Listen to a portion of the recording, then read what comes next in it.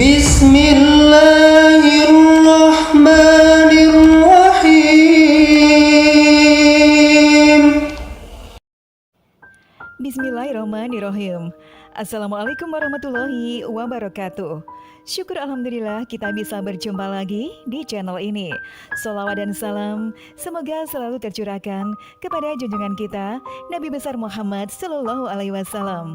Allahumma sholli ala Sayyidina Muhammad wa ala ali Sayyidina Muhammad. Harapan dan doa saya untuk saudaraku semuanya yang menonton video ini, semoga saudaraku semua selalu diberikan kesehatan oleh Allah, dimudahkan segala urusannya, dilapangkan rezekinya, dan diampuni segala dosanya. Amin ya robbal alamin. Sahabat beriman yang dirahmati Allah, Rasulullah Shallallahu Alaihi Wasallam adalah manusia yang paling mulia. Tak ada sedikit pun cacat dalam pribadinya. Setiap perkataan, perbuatan, dan juga ketetapannya menjadi sunnah sebagai contoh dalam kehidupan umat manusia. Allah Subhanahu wa Ta'ala memuji Rasulullah Shallallahu Alaihi Wasallam dalam salah satu ayat Al-Quran. Sungguh telah ada pada diri Rasulullah itu suri teladan yang baik bagimu, yakni bagi orang-orang yang mengharap rahmat Allah dan kedatangan hari kiamat. Dan dia banyak menyebut Allah. Quran Surat Al-Ahzab ayat 21. Salah satu di antara keistimewaan Rasulullah adalah kecintaan beliau kepada umatnya. Rasulullah sengaja menahan doa mustajabnya di dunia untuk akhirat kelak sebagai syarat, sebagai syafaat untuk umatnya. Sampai-sampai di akhir-akhir menjelang wafat beliau, hanya dalam pikirannya adalah umatnya. Rasulullah Shallallahu Alaihi Wasallam pernah memberikan suatu nasihat kepada salah seorang sahabatnya untuk mengamalkan nasihat dan mengajarkannya kepada orang lain agar selamat hidup di dunia dan juga di akhirat. Nasihat ini pada dasarnya juga diperuntukkan untuk umatnya sesudahnya yang dapat mengamalkannya. Lantas, apakah nasihat Rasulullah Shallallahu Alaihi Wasallam itu, dan siapakah sahabat yang diberikan nasihat tersebut? Sahabat beriman yang dirahmati Allah, seorang sahabat Nabi yang diberikan nasihat itu adalah Abu Hurairah radhiyallahu anhu. Kala itu, beberapa sahabat ditanya, siapakah yang ingin mengambil nasihat dariku dan mengerjakannya? Maka Abu Hurairah berkata, aku wahai Rasulullah. Hal ini disebut dalam sebuah hadis yang diriwayatkan oleh Imam At-Tirmizi. Dari Abu Hurairah, beliau berkata bahwa Rasulullah Shallallahu Alaihi Wasallam bersabda, siapakah yang mau mengambil kalimat-kalimat itu dariku, lalu mengamalkannya atau mengajarkannya kepada orang-orang yang mengamalkannya? Abu Hurairah menjawab, saya wahai Rasulullah. Rasulullah pun meraih tanganku, lalu beliau menyebut 5 hal. Yang pertama, jagalah dirimu dari keharaman-keharaman, niscaya kamu menjadi orang yang bertaat kepada Allah. Niscaya kamu menjadi orang yang paling beribadah kepada Allah. Yang kedua, ridholah dengan apa yang Allah tentukan untukmu, niscaya kau menjadi orang yang kaya. Yang ketiga, berbuat baiklah terhadap tetanggamu, niscaya kamu menjadi seorang mukmin. Yang keempat, cintailah untuk saudaramu seperti yang kau cintai untuk dirimu sendiri, niscaya kau menjadi orang muslim. Yang kelima, janganlah banyak tertawa, karena banyak tertawa itu bisa mematikan hati. Hadis riwayat Tirmizi. Sahabat beriman, dari hadis tersebut ada 5 hal yang menjadi nasihat Rasulullah Shallallahu Alaihi Wasallam kepada sahabat Abu Hurairah radhiyallahu anhu. Hal ini juga menjadi nasihat bagi kita umatnya agar selamat hingga kelak di akhirat. Yang pertama, jagalah dirimu dari keharaman-keharaman, niscaya kamu menjadi orang yang paling beribadah kepada Allah.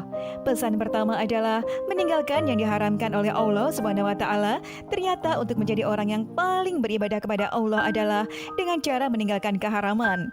Hal ini karena sesuatu yang haram apabila kita lakukan akan membuat hati menjadi hitam dan kelam. Ketika hati kita sudah hitam dan kelam, maka ibadah pun menjadi berat atas kita. Maka dari itu, orang yang paling mudah beribadah adalah orang yang paling bersih hatinya. Semakin hati seorang hamba bersih dari maksiat, maka semakin mudah baginya untuk melaksanakan perintah-perintah Allah dan menjalankan ibadah kepada Allah Subhanahu wa Ta'ala. Allah Subhanahu wa Ta'ala telah memberikan kunci agar kita dapat terhindar dari perbuatan keji dan mungkar, yakni dengan mengerjakan sholat dengan benar. Hal ini sebagaimana termaktub dalam Al-Quran. Allah Subhanahu wa Ta'ala berfirman, "Bacalah apa yang telah diwahyukan kepadamu, yakni kitab Al-Quran, dan dirikanlah sholat. Sesungguhnya sholat itu mencegah dari perbuatan keji dan mungkar. Dan sesungguhnya mengingat Allah atau sholat itu lebih besar keutamaannya dari ibadah yang lain, dan Allah mengetahui apa yang kamu kerjakan." Quran Surat Al-Ankabut ayat 45. Yang kedua adalah ridolah dengan apa yang Allah tentukan untukmu, niscaya kamu menjadi orang terkaya. Pesan selanjutnya adalah agar selalu ridho terhadap ketentuan Allah Subhanahu wa Ta'ala. Kaya yang dimaksud dalam pesan Rasulullah ini bukan hanya kaya harta, karena hakikatnya kekayaan bukanlah kaya harta, melainkan kaya hati. Rasulullah Shallallahu Alaihi Wasallam bersabda, "Bukanlah kekayaan itu karena banyaknya harta, akan tetapi kekayaan itu adalah kaya hati." Hadis riwayat Ibnu Majah. Orang yang kaya hati adalah orang yang paling qanaah. Ia selalu merasa puas dengan apa yang Allah berikan kepadanya. Orang yang kaya hati adalah orang yang tidak akan pernah merasa iri dan dengki kepada orang yang diberikan oleh Allah nikmat yang lebih darinya. Orang yang kaya hati adalah orang yang selalu bersyukur walaupun Allah memberikan sedikit kepadanya. Orang yang kaya hati adalah orang yang selalu melihat ke bawah untuk urusan dunia dan melihat ke atas untuk urusan akhirat. Ridho kepada ketentuan Allah merupakan sesuatu keharusan, dan sesungguhnya itulah yang terbaik bagi kita. Allah Subhanahu wa Ta'ala berfirman, "Boleh jadi kamu membenci sesuatu padahal ia baik bagimu, dan boleh jadi kamu menyukai sesuatu padahal ia amat buruk bagimu. Allah mengetahui sedang kamu tidak mengetahui." Quran Surat Al-Baqarah ayat 216. Yang ketiga adalah berbuat baiklah terhadap tetanggamu, niscaya kamu menjadi seorang mukmin. Mukmin berarti orang yang beriman. Baiknya keimanan seseorang bisa dirasakan oleh orang-orang yang terdekat dengannya atau oleh lingkungannya. Rasulullah Shallallahu Alaihi Wasallam pernah menyampaikan bahwa tidaklah dikatakan beriman bagi seseorang sebelum ia berkata baik, memuliakan tamu dan tetangganya. Hal ini sebagaimana termaktub dalam sebuah hadis. Rasulullah Shallallahu Alaihi Wasallam bersabda, "Tidak beriman seseorang sehingga ia mengatakan apa yang baik, atau jika tidak bisa, maka ia akan diam. Tidak beriman seseorang sehingga ia memuliakan tetangganya, dan tidak beriman seseorang sehingga ia memuliakan tamunya." Hadis riwayat Bukhari dan Muslim. Yang keempat adalah cintailah untuk saudaramu seperti kamu mencintai dirimu sendiri. Niscaya kamu menjadi seorang muslim. Muslim bermakna orang yang menyelamatkan. Menjadi muslim artinya menjadi orang yang menyelamatkan orang lain dari kejahatan lisannya atau perbuatannya. Menjadi muslim adalah mencintai untuk orang lain sesuai dengan ia cintai untuk dirinya sendiri.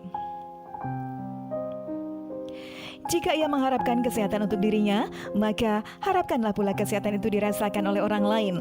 Jika ia mengharapkan kebaikan untuk dirinya, maka harapkanlah pula kebaikan itu dirasakan oleh orang lain. Dan jika ia mengharapkan kebahagiaan untuk dirinya, maka harapkanlah kebahagiaan itu dirasakan pula oleh orang lain. Hal inilah yang dicontohkan oleh sahabat-sahabat Nabi Shallallahu Alaihi Wasallam. Kaum Ansor yang mendahulukan saudaranya, kaum Muhajirin daripada diri mereka sendiri. Tentang hal ini telah diabadikan oleh Allah Subhanahu wa Ta'ala dalam Al-Quran. Allah Subhanahu wa Ta'ala berfirman yang artinya, "Dan orang-orang yang telah menempati kota Madinah